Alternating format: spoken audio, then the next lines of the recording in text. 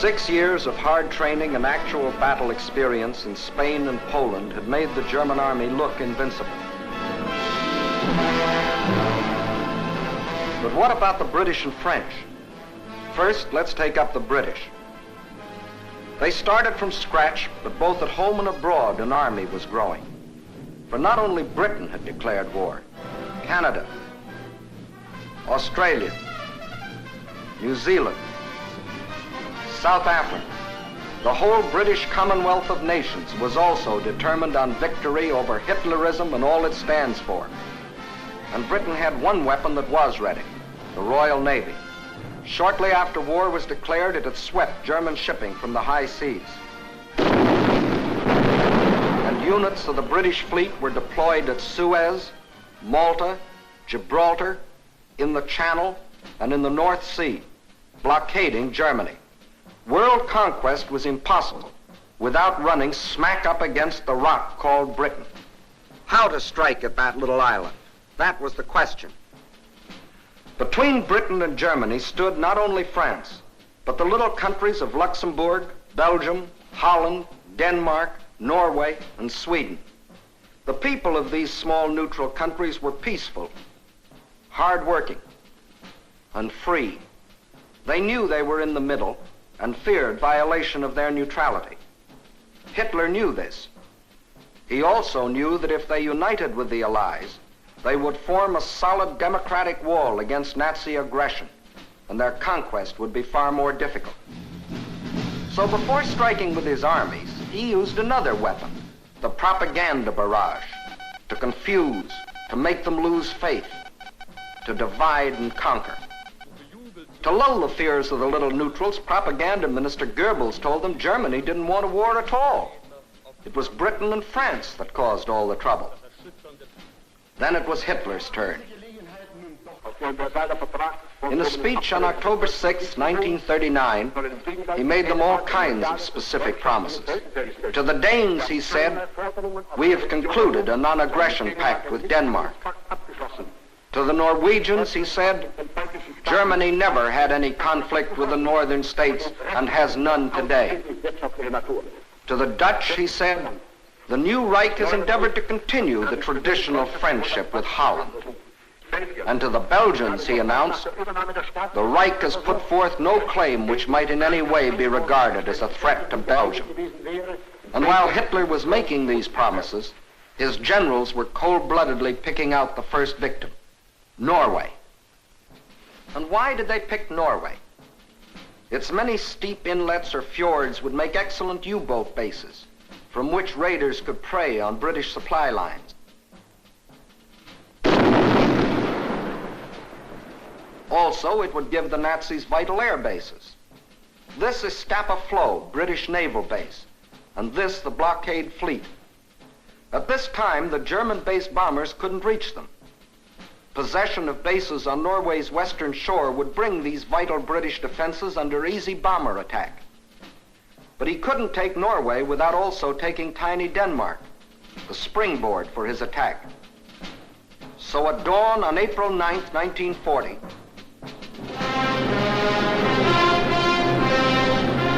the German army rolled across the neutral borders of Little Denmark, and in a matter of hours it occupied the entire country.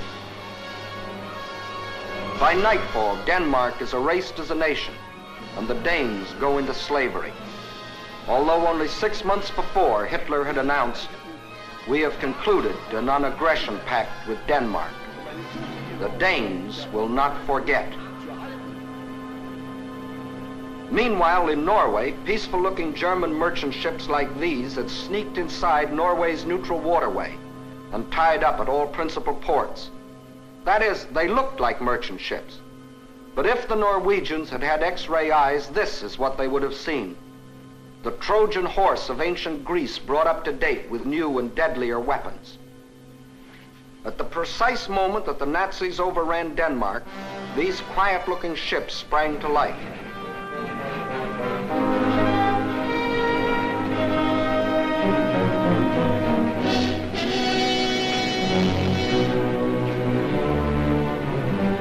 At the same time, Nazi warships, discovered along the entire coastline, started steaming up the Norwegian fjords. Ships, transports, tanks, men, planes, all flung themselves simultaneously upon a defenseless country. Airborne infantry seized every strategic Norwegian airport. The whole job was made easier by treacherous fifth columnists, led by Major Quisling, who seized power and issued orders to suppress resistance. Nazi warships steamed past silent guns that could have blasted them out of the water. This was one of the most amazing acts of treachery the world has ever known. It brought Major Quisling international fame, making his very name synonymous with the word traitor. By the afternoon of April 9th, the Germans were in complete control of all 7 ports where they had landed in the morning.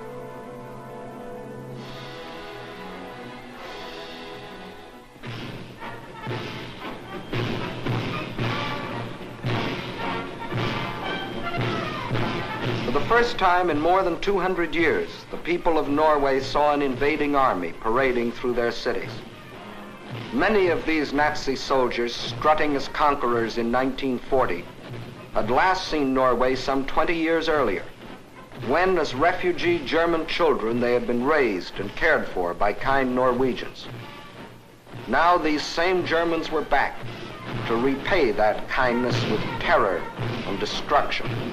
Once they had occupied the capital, the Nazis quickly fanned out in all directions. But loyal Norwegian troops stopped one German column between Hamar and Elvera.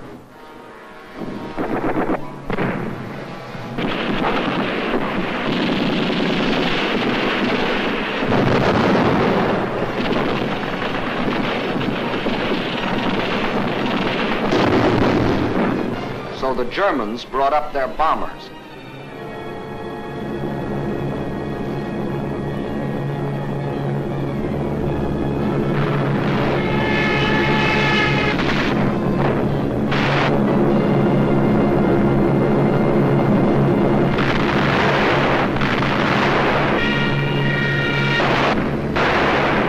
Norwegians were forced to flee to the north under constant and unopposed air attack.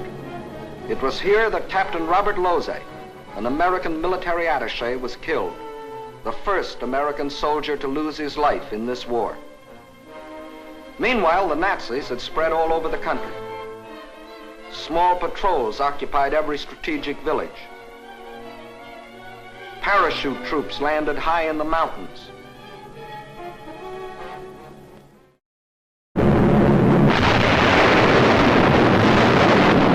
Unopposed bombing raids sent defenseless civilians fleeing in stark terror.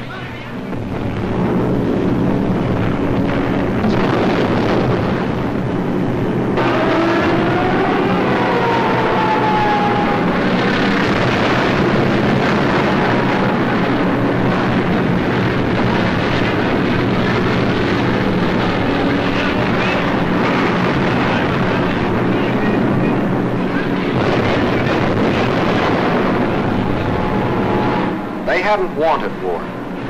They had done everything to avoid it.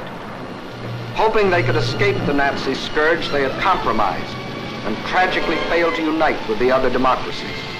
And now they faced the scourge defenseless and alone. For before the Allies could come to their aid, the Germans were in control of all principal ports. Regardless of this, British, French, and Polish contingents plunged in and made several landings along the Norwegian coast. They landed forces north and south of Trondheim and attempted an encircling movement on the city under constant, heavy, and almost entirely unopposed air attack.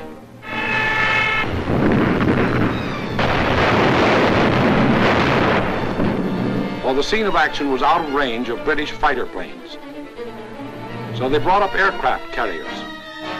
But these are at a disadvantage when opposed by land-based planes. The Allies, therefore, were badly battered from the air. Finally, suffering heavy losses, they withdrew from a hopeless situation. Further to the north, at Narvik, they met with better success, inflicting heavy naval losses on the Nazis.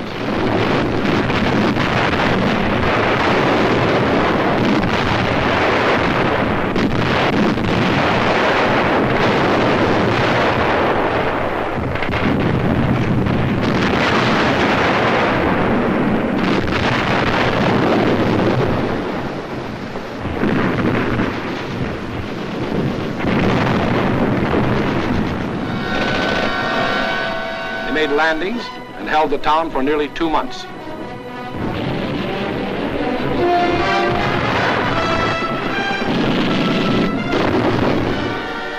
Incidentally, they also took their first prisoners of the present war.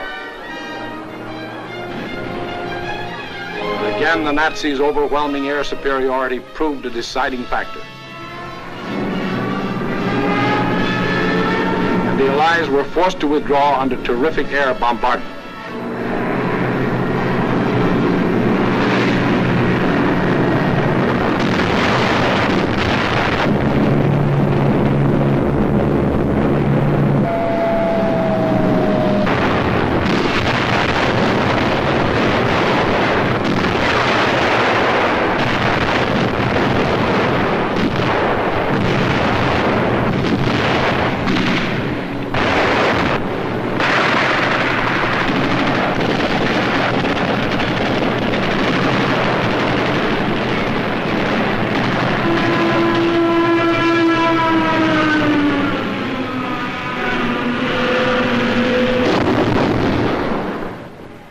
Loyal Norwegians were left with their Quislings, their ruins, their dead, even though 6 months before Hitler had said, Germany never had any conflict with the northern states and has none today.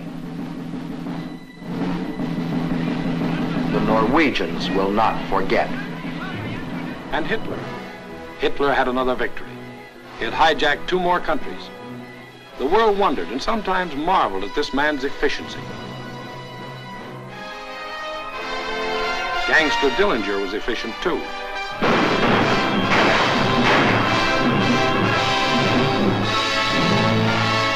When a man or a nation throws away all regard for the laws of God and man, he is bound at first to be more efficient than his victims. Society had a police force to deal with Gangster Dillinger, but it had no police force to deal with Gangster Hitler. So he clubbed Norway into submission and got what he wanted, bases for use against Britain. Now he had the northern claw of an enormous pincer movement.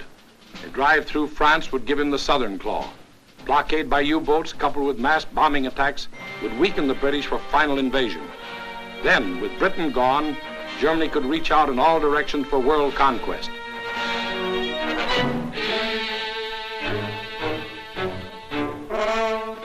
His next move must obviously be through France to get his southern claw. Through France. How was she to face the onslaught?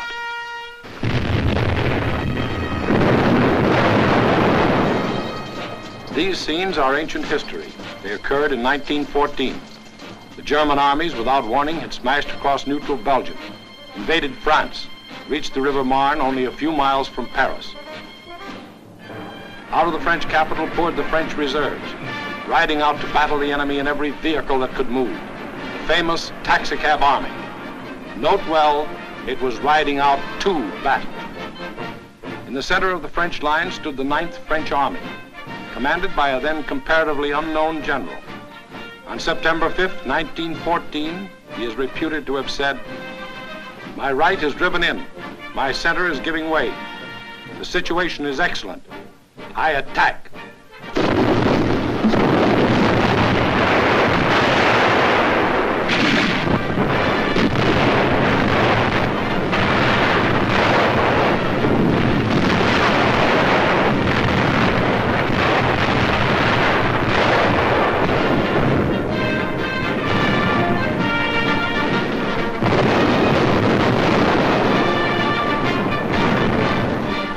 He did attack. The German onslaught was checked, and Paris was saved. That comparatively unknown general later became commander-in-chief of all the Allied armies and presided at the signing of the armistice with the defeated Germans on November 11, 1918. To this general, the French people erected a monument. To Marshal Ferdinand Foch, whose motto was, attack, always attack. Still later, the war-weary French people erected another monument. This one to a minister of war, André Maginot.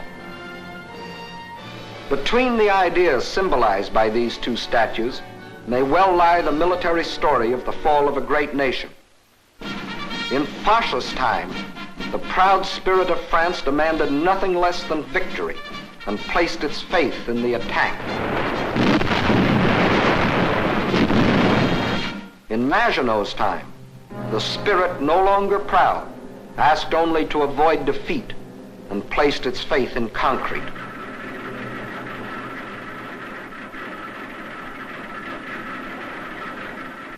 So the French built the mighty chain of fortresses called the Maginot Line.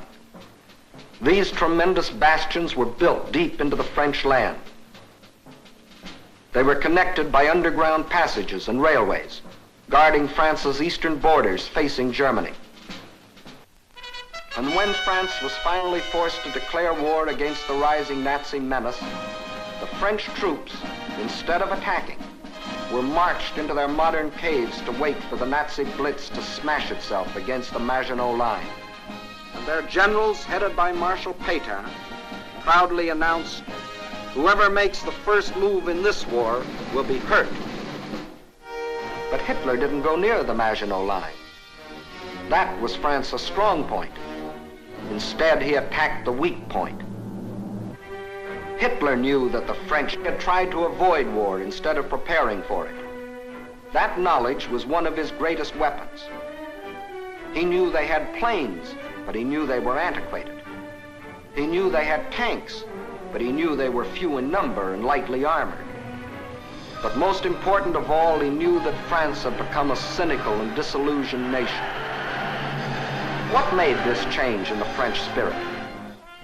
In the first place, between 1914 and 1918, the French suffered more than 6 million casualties in the heroic defense of their land against German invasion.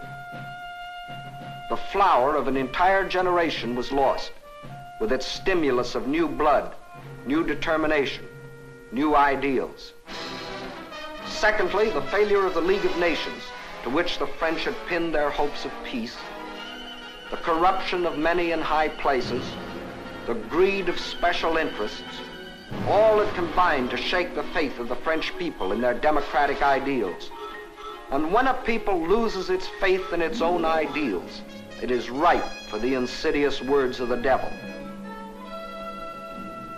France still looked like an imposing castle, but Hitler's political termites had so gnawed away the binding of national unity that the castle was ready to crumble.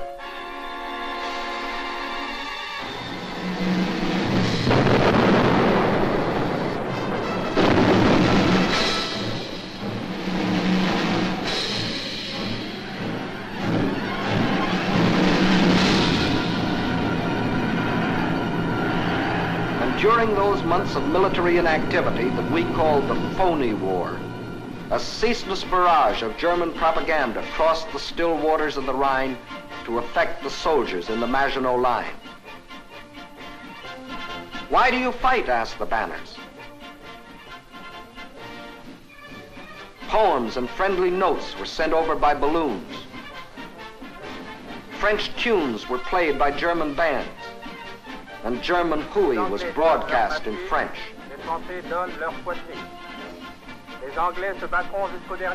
The British will fight to the last drop of French blood. You have been deceived. This is an imperialistic war for Britain. We Germans want nothing of France. What is happening to your wives back home, soldiers? The British are stationed in your villages. Yes, France was ready to be plucked. The whole force of the Nazi might was turned toward the west. How would they strike this time? Through Alsace-Lorraine as in 1870? Through the Low Countries as in 1914? What was the 1940 model conquest?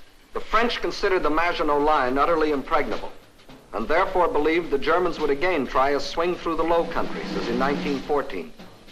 But even after Hitler's rape of Scandinavia, Holland and Belgium, hoping against hope, still clung to their neutrality. So the French massed 78 divisions here along the border of Belgium. 17 were in the Maginot Line. 10 divisions here in case Mussolini got bold. 3.5 as a safeguard against Spain. The British had 10 divisions here. The Allied strategy in the event of an attack against the Low Countries was to swing their armies like a gate into Belgium, the hinge being the north end of the Maginot Line. This all-important hinge was protected by the forest of the Ardennes, a hilly and thickly wooded area, honeycombed with streams, its roads narrow trails, its bridges too weak for military vehicles. French strategists estimated the forest of the Ardennes impassable for armored forces. As you will see, this was one of the costliest estimates in all military history. That was the situation on May 9th, 1940.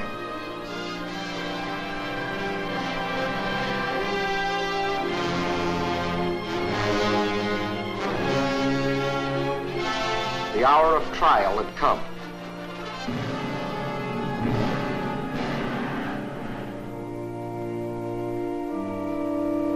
The people of the democracies prayed for strength to meet the coming hurricane of terror.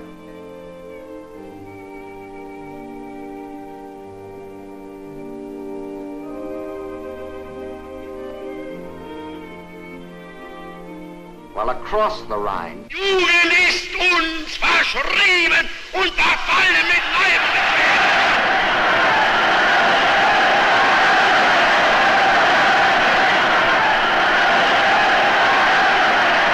A delirious madness possessed the German nation. Nun als Dauererscheinung für uns, unser Oberster, wird die Einführung der allgemeinen immer wieder herniedersteigen. Und dass man die Wahrheit über Deutschland berichtet. 50.000 Mann auf den Baustellen. Der ganz Deutschland erfasste. Überall herrscht seit einem Jahr Regen. Und für den deutschen Die Reinheit seiner Rasse hält. Hitler aber ist Deutschland wie Deutschland. Deshalb innerlich nicht zu uns gehört.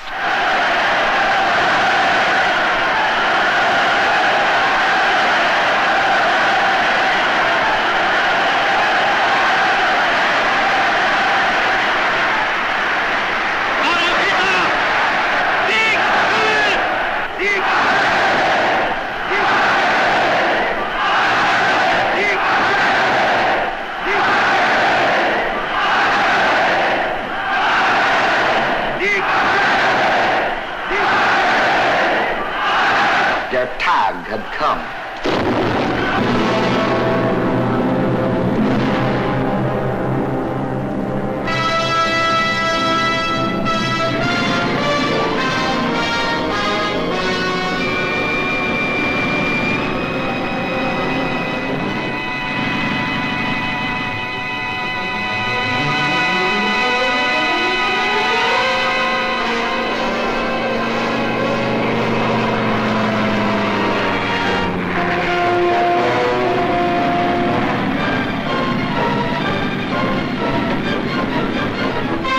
Without even bothering to declare war, the German armies launched a coordinated attack across the neutral borders of Luxembourg, Belgium, and Holland, from the Maginot Line north to the sea.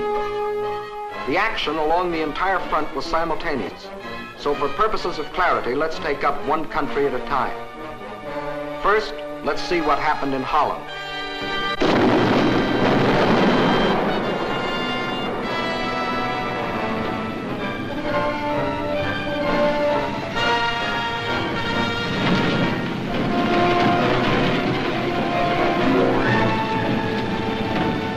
Nazi ground forces smashed through the improvised and hastily erected border defenses. But the main attack was to come from the air, far behind the defense lines.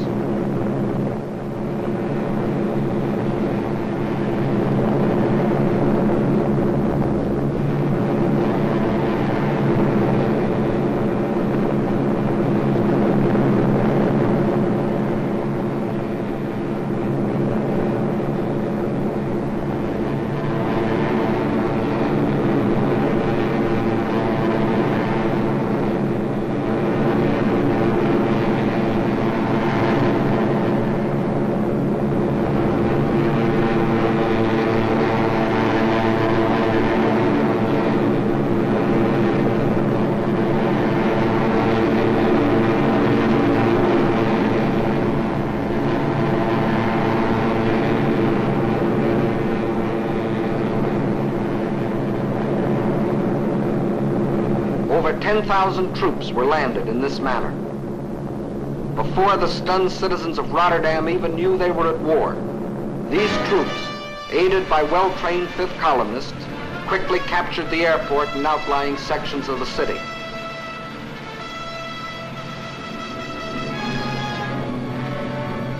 Meantime, Nazi armored columns were racing across the country, their progress speeded by other fifth columnists who prevented the destruction of vital dikes and bridges.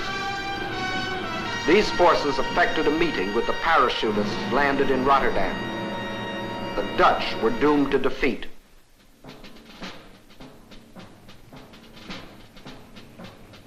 On the fourth day of the invasion, the Nazis gave the Dutch general an ultimatum.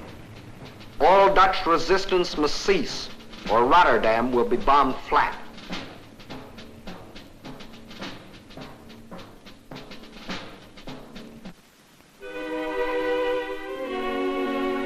The Dutch general had little choice.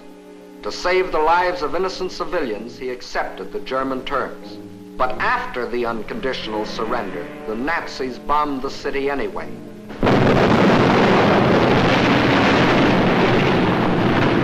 Flights of unopposed German bombers flew low over the center of Rotterdam and methodically bombed it into a heap of rubble.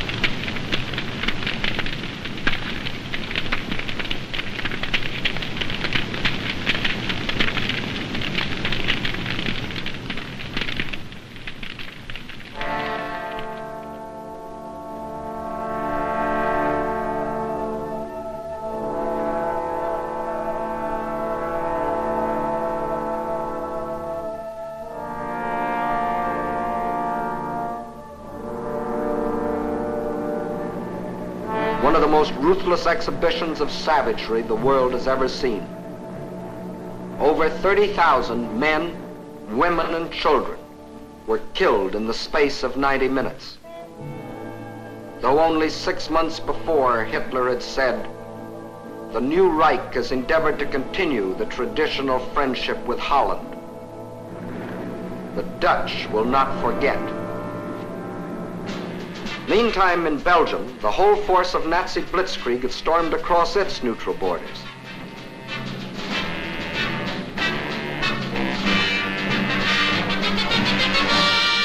The main German attack was directed at the Albert Canal-Meuse River line, the anchor of which was Fort Ibn Amail, a modern and seemingly impregnable fortress. The Germans had secretly built a replica of the mighty fortress in Czechoslovakia and had rehearsed the attack until they knew every detail of the fort's construction and its every weakness. When the real attack came, it was foolproof.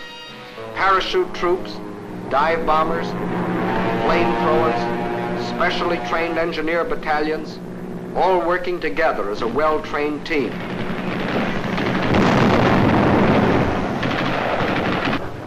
They knew exactly where to cross the river.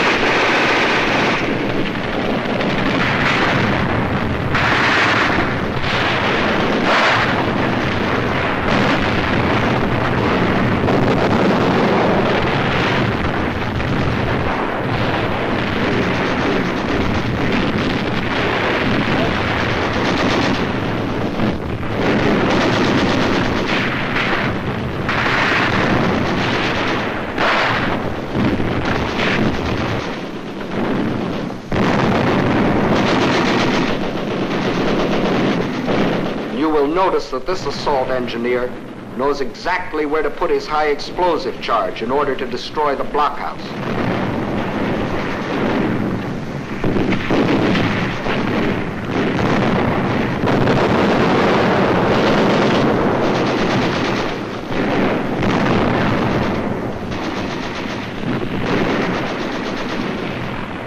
Fort Eben-Emael withstood the Nazi attack exactly 2 days, and the German armies rolled on.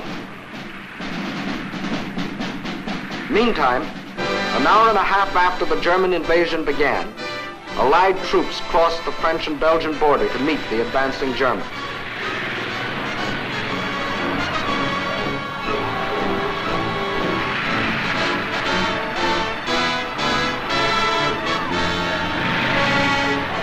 As they raced across Belgium to take up their defense positions, they met an obstacle they hadn't counted on: refugees.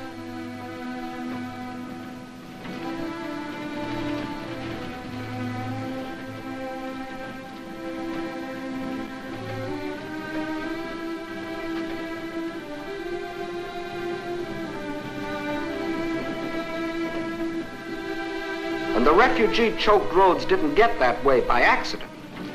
The Nazis methodically bombed little towns and villages, otherwise devoid of any military value, not so much to kill as to drive the inhabitants out onto the highways.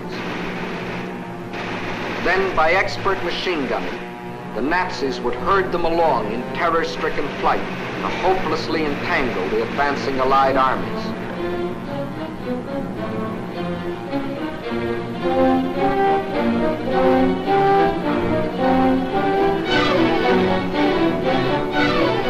Refugees used as a weapon of war, a new low in inhumanity.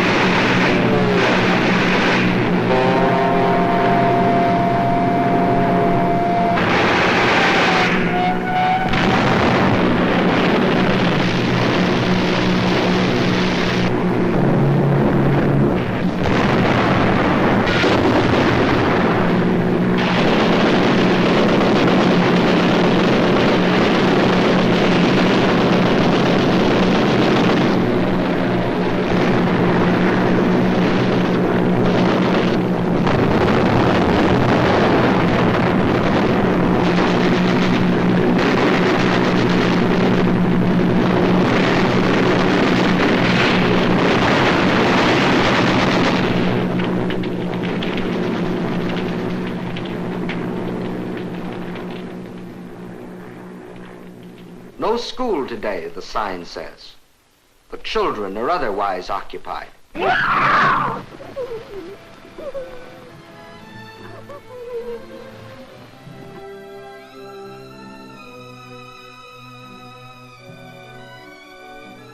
No, no school today.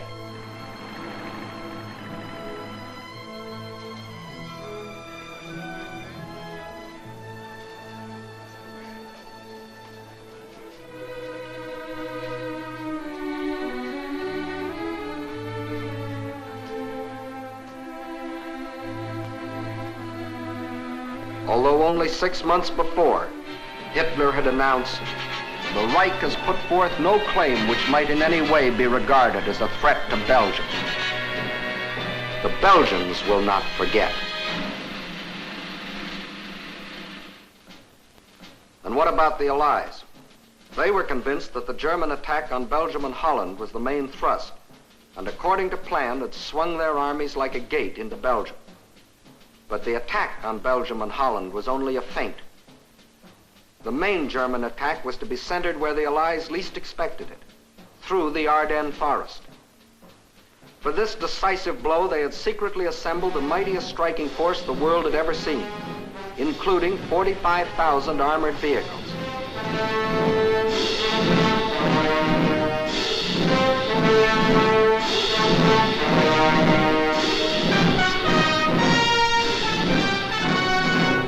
At the same time that the Nazi armies were plunging into Holland and Belgium, this column started to move.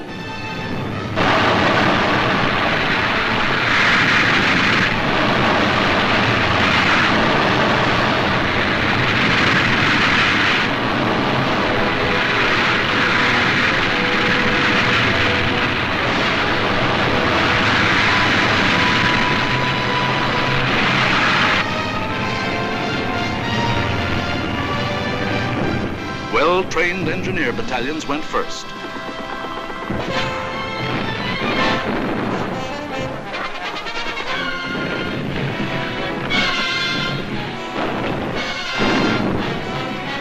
They were opposed only by scattered Allied patrols.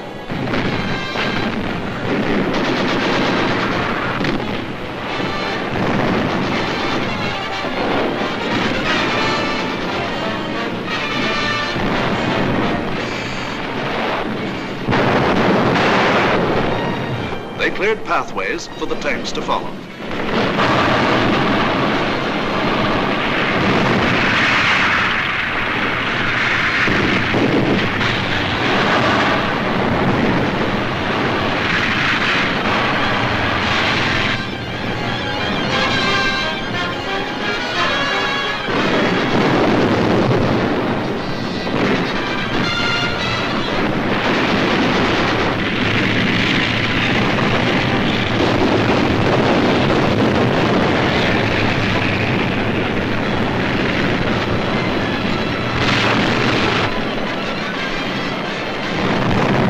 In 3 days, the Germans' armored force reached the Meuse River, 2 days faster than the French thought any troops could get through. By all rules, the Germans should have paused here to bring up heavy artillery before attempting to force the river.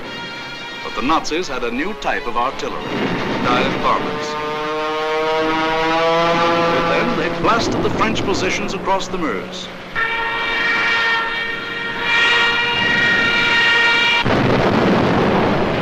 With feverish haste, the Germans laid a barrage across the river with anything and everything that would shoot.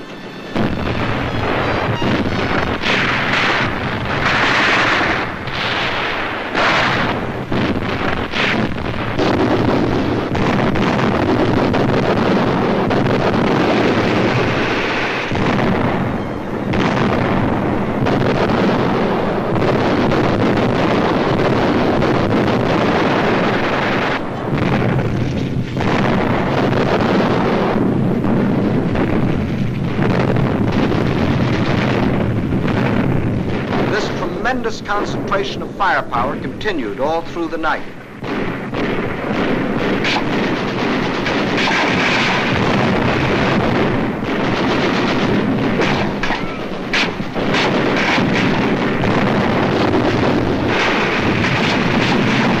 By the following day, shock troops were able to get across the river.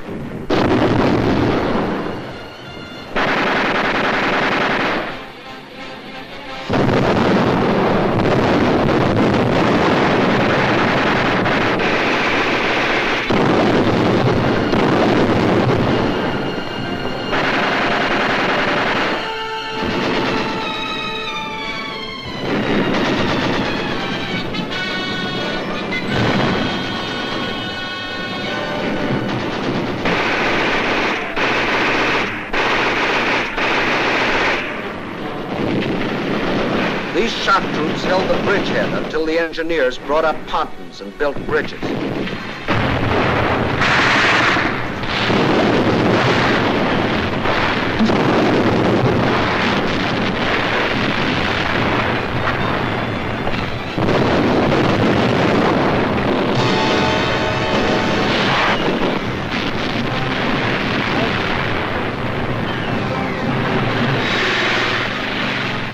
Then, without wasting a moment, across these bridges, the main armored force of the German military machine rolled through to Sedan.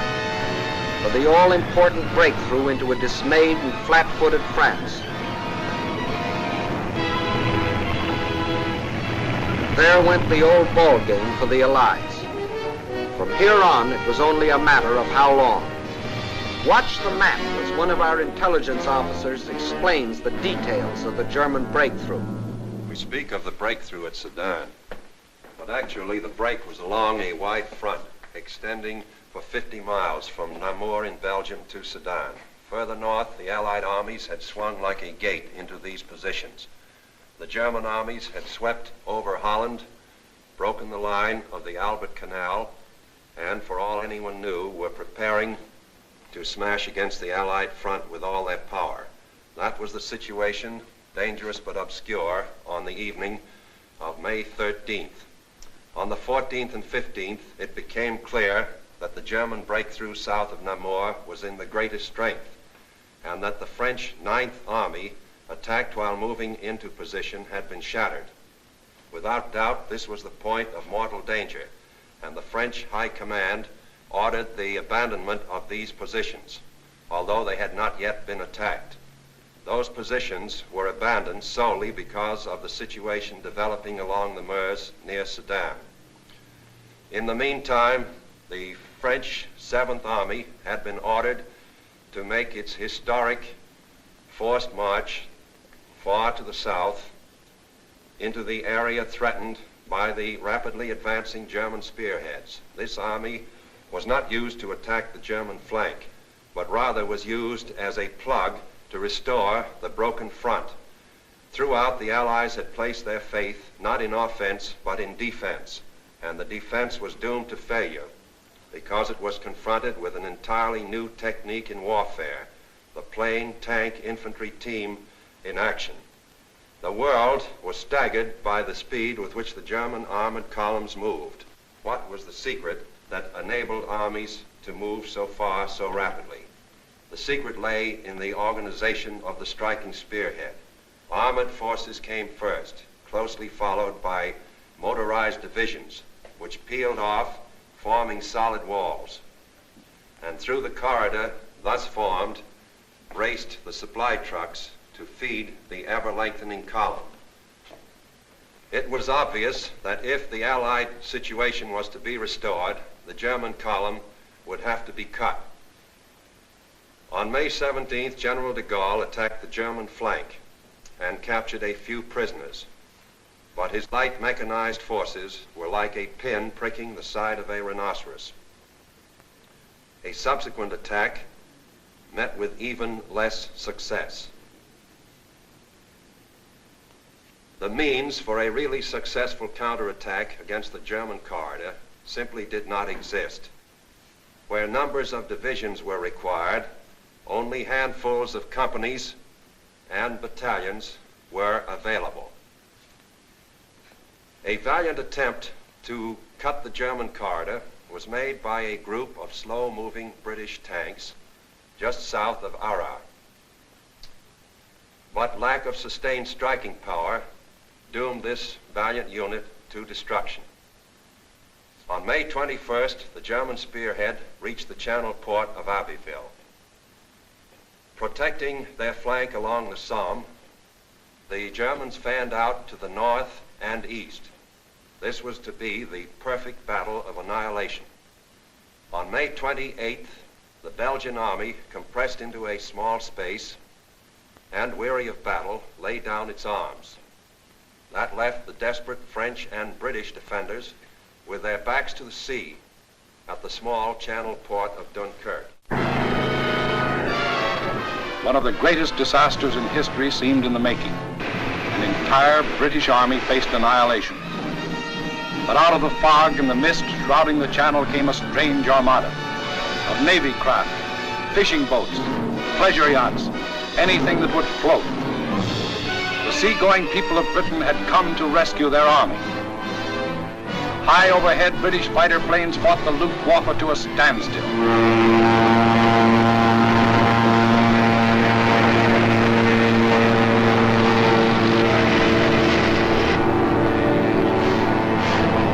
While below, small Allied suicide units held the Germans back long enough for miracle of Dunkirk to take place.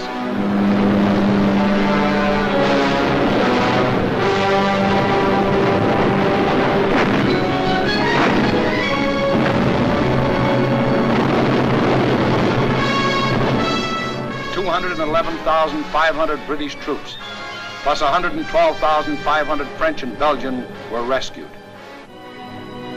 Over 300,000 battle-tested men, grimly determined to go back again with new tools, new weapons with which to blast the hated Nazis out of this world. For free men are like rubber balls. The harder they fall, the higher they bounce. Leading the British by this time was a man who had been bouncing all his life, Winston Churchill, who had tried for years to warn the world about Germany. Meantime, the situation that faced France was as nearly hopeless as a military situation can be. 2/5 of the French army was lost. There were fewer than 50 divisions left to defend a front almost 200 miles long, running from the northern end of the Maginot Line to the sea. And behind that thin front line, there were no reserves. The despairing people of Paris sent their children south, praying that some miracle would keep them from harm.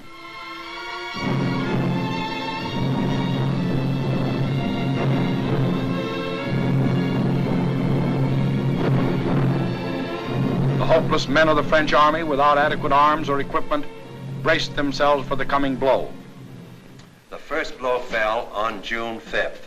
The French resistance was determined, but by June 8th, the left flank army had been shattered, and a general withdrawal was ordered to the line of the Marne and the Seine. On June 9th, the German main attack came. Within 2 days, the German armored and motorized divisions roared out into the open terrain. With this breakthrough, the issue of the Battle of France was decided, and from that time on, there was official talk of an armistice. Now, what about the famous Maginot Line? Let's go back and take a look. On June 14th, the Germans launched 2 attacks against the Maginot Line. In both cases, penetrations were effected. But we must remember that this was against fortifications defended by men devoid of hope. In the meantime, Mussolini, now thinking it's safe, sent his divisions racing across the border. The hand that held the dagger has struck it into the back of its neighbor.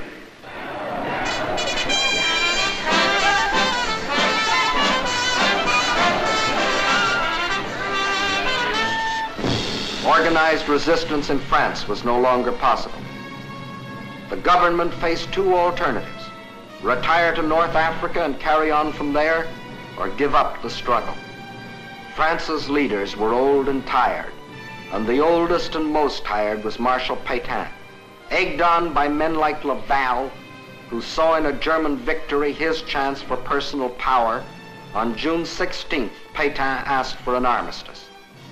The news is carried to Hitler, who received this word of a great nation's fall in a characteristic manner. Also characteristic were his terms for the armistice. It must be signed in the coach where Marshal Foch met the defeated Germans in the last war.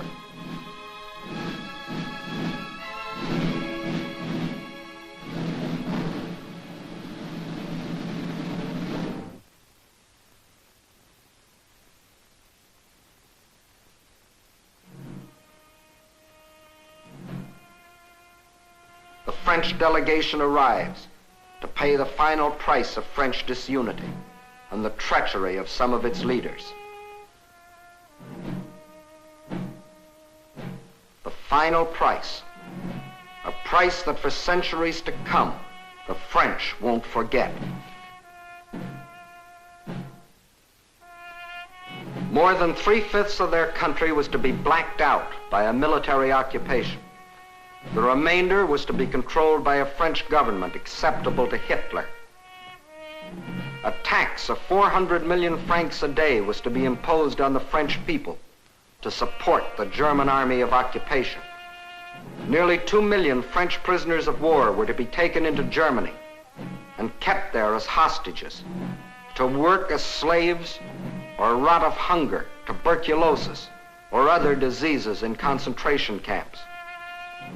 Men deliberately and permanently separated from their families in order to decrease the French birth rate and thus eliminate France as a world power in future generations.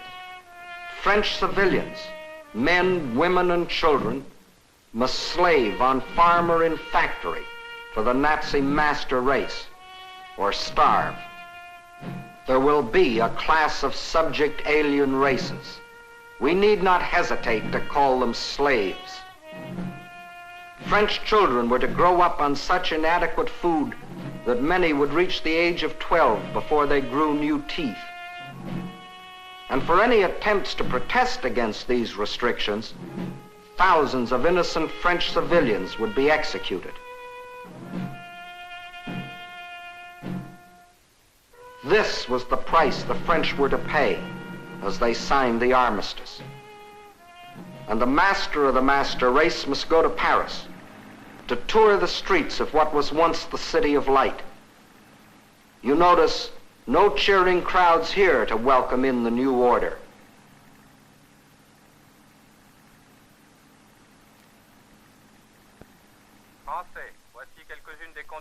When the people of Paris come to the streets again, it is to hear the voice of dictators, telling them what they must do, how they must live, what they must say,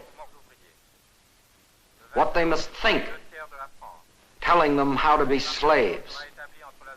Gone is the Republic of France. Gone is free speech and a free representative government. Gone is liberty, equality, fraternity. These are the French. With their ears they listen, but their minds and their hearts, these are down on the Mediterranean where the battle colors of the regiments are being taken to Africa, out of the Nazi grasp. The people weep as their glory departs, for they don't as yet know that France has hope, a rallying point. Charles de Gaulle, a soldier in the great tradition of Foch, is not surrendering. He will continue to fight, gathering about him loyal Frenchmen from all over the world to become the Free French Army, the fighting French. Yes, the people weep as they watch their colors go, not knowing that 2 years later, those same flags would again be unfurled in North Africa, alongside the Stars and Stripes, alongside the Union Jack. Once more, their leaders, General de Gaulle and the famous General Giraud, stand united in the common cause with the leaders of their allies. Once more, the red, white, and blue of France is raised on high. For out of the ashes of the defeat and the humiliation of France, her soul has been born again.